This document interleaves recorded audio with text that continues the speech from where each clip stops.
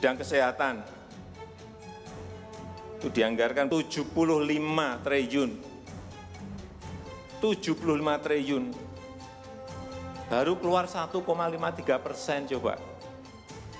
Uang beredar di masyarakat kerem ke situ semua.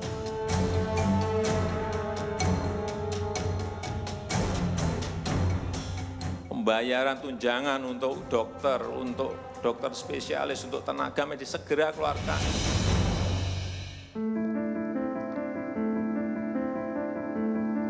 Ya, itu tadi yang disebutkan Presiden Jokowi ketika membuka sidang kabinet, tapi yang jelas kemudian Menteri Keuangan Ibu Sri Mulyani sempat memberikan penjelasan yang lebih detail dan secara tersirat disampaikan oleh Menteri Keuangan bukan hanya tanggung jawab Kementerian Kesehatan kalau bicara soal tunjangan kesehatan. Kita dengarkan apa kata Ibu Sri Mulyani.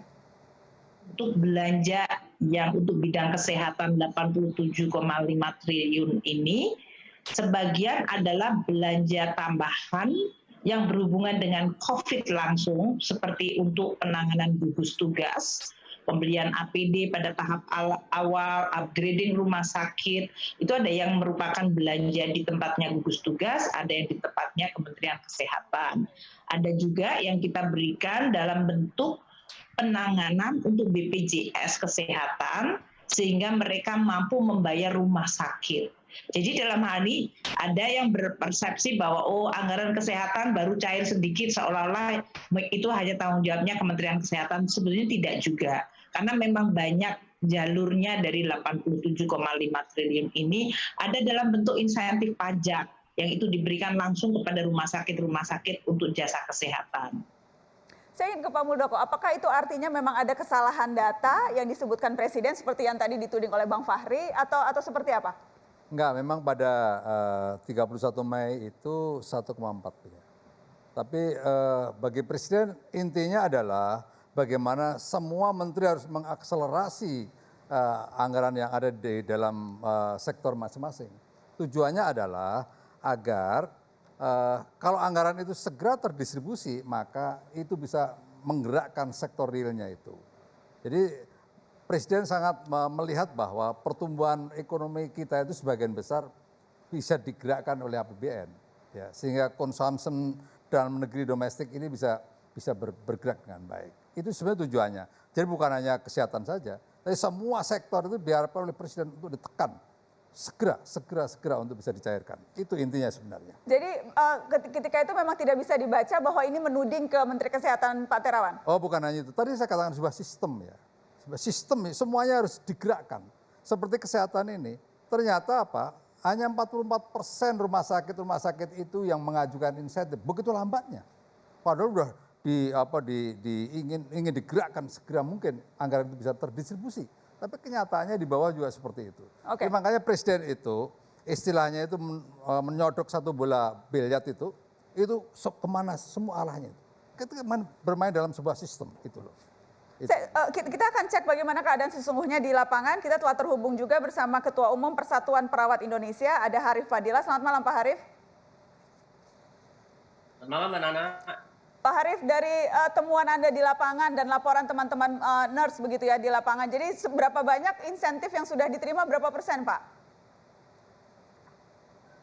Ya, kami juga punya cabang-cabang di DPW itu kira-kira ya 10-20% lah. Itu insentif yang baru bisa diterima. Dan itu pun mungkin baru sekitar untuk insentif di bulan Maret dan sebagian April. Begitu Mbak Nana. Jadi baru 3 bulan, Mei, Maret, April, Mei, kan 3 bulan. Jadi memang baru 10-20% dan itu pun baru bulan-bulan tertentu begitu ya.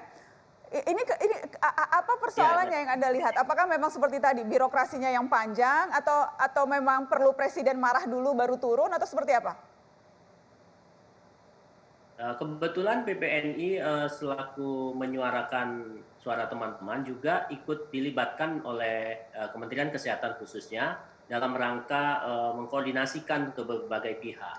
Contohnya kita memfasilitasi untuk pemenuhan persyaratan-persyaratan khususnya misalnya santunan kematian. Yang alhamdulillah hari ini sudah turun Mbak Nana, terima kasih kepada pemerintah. Baru turun Dan Pak? Ini rupanya... Pak Harif, ya? Maaf, jadi santunan kesehatan baru turun? Santunan kematian? Ya, santunan kematian kemarin sudah ada, hari ini orang perawat sudah mendapatkan. Tapi kan memang yang syarat-syaratnya memang sudah sesuai dan sudah firm begitu. Nah, ini masalahnya juga sebenarnya kami lihat ada juga pada pimpinan fasilitas pelayanan kesehatan, pimpinan rumah sakit, dinas kesehatan ataupun puskesmas yang data evaluasi Kementerian Kesehatan kebetulan kami komunikasi dan seminar kemarin itu kurang dari 50% yang baru mengusulkan, lebih dari 50% itu belum mengusulkan. Lah bagaimana yang mengusulkan saja masih separuhnya dapat, apalagi yang tidak mengusulkan. Puskesmas itu baru 20,9% yang mengusulkan dan dinas kesehatan itu baru 20,4% yang mengusulkan. Nah, itu satu. Yang kedua memang pada proses pengusulannya memang ada verifikasi bertingkat. Ya, kalau dari kabupaten kota itu ke provinsi baru ke pusat. Begitu juga sebaliknya turunnya pencairannya. Ya, jadi memang panjang birokrasinya. Tapi saya dengar hari ini sudah ada revisi tentang Permenkes tersebut dengan mensimpelkan prosesnya. Ya, mudah-mudahan ini segera. Oh, jadi hari ini baru keluar Dan, revisi ya, Pak? satu lagi, Permenkesnya baru direvisi ya, hari ini. Satu lagi. Ya. Berarti ada gunanya juga Ya, Presiden lagi, marah-marah ya, Pak? Karena akhirnya ada Ya, saya kira yang gitu. extraordinary revisi Permenkesnya dikeluarkan. Tapi saya kaget itu. Jadi santunan kematian baru hari ini ya turunnya ya? Iya betul, karena memang syarat-syaratnya itu nggak mudah kita kumpulkan, keluarga masih berduka, sulit dihubungi, ya apalagi rumah sakit juga tidak membuatkan beberapa persyaratan, misalnya surat tugas atau surat pernyataan jaminan mutlak itu tidak mengirimkan, makanya BPNI bersurat pada mereka. Dan bahkan untuk insentif, ini rumah sakit yang pertama kali melayani COVID, misalnya Suliati Saroso, sampai hari ini juga teman-teman belum mendapatkan. Beritanya sih sudah turun dari Kemkes, cuma mungkin tinggal distribusi. Oke, Pak Harif, apa satu hal selain merevisi peraturan yang memungkinkan agar birokrasi dipotong, apalagi usulan Anda untuk memastikan bahwa berbagai tunjangan itu bisa didapatkan, berbagai hal yang memang sudah dijanjikan di awal bisa segera disampaikan? Karena ini terkait dengan data faktual keterlibatan teman-teman tenaga kesehatan di lapangan. Karena insentif ini kan memang besarannya maksimal kan 15, 10, 75. Tetapi pemberiannya kan proporsional. Tergantung hari kerja berapa yang dia lakoni dalam 1 bulan. Nah, oleh karena itu terkait data ini yang paham betul adalah pimpinan Pasyankes atau pimpinan institusi.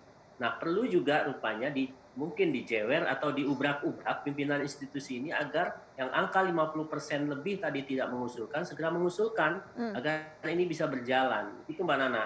Saya sih bukan membela Kementerian Kesehatan, karena kita coba lihat mereka sudah mempunyai upaya untuk itu, tapi minta juga bantuan ke PPNI, ke ID untuk para pimpinan Pasyankes itu untuk mengeluarkan berbagai persyaratan yang diperlukan, contohnya untuk santunan, gitu Mbak. Jadi maksudnya direktur-direktur rumah sakit begitu ya Pak? Ya salah satunya lah, ya. Yang saya mungkin perlu juga yang perlu yang disampaikan jewer Pak Presiden langsung atau Pak Muldoko bisa jewer atau siapa Pak? Mumpung nanti kita akan tekankan, memang ada keengganan dari pimpinan rumah sakit untuk melaporkan terhadap mereka-mereka yang korban ya.